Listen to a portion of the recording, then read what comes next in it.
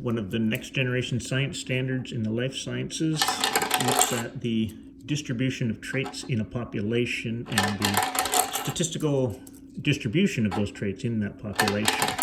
You can do that using this model printed from the Shape of Science. Traits in a distribution are often determined by many individual and independent binary outcomes, such as whether alleles come from the mother or the father, whether those alleles are dominant or recessive. And so one of the first steps in understanding this distribution is to get a handle on what binary distributions look like.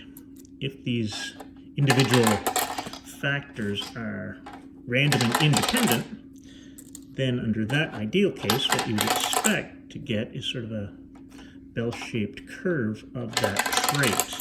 Let's say this was beak length in a finch with a mean, an average of 12 millimeters and some amount of variation around that length. You can use this to see what that distribution might look like. And all you need is this model and a stack of pennies to drop through it.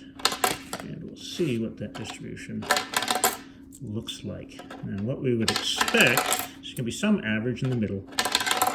Values near that average will be fairly common, fairly probable, and as you get further and further from that average value, values become less and less likely. There's fewer and fewer of them in the population.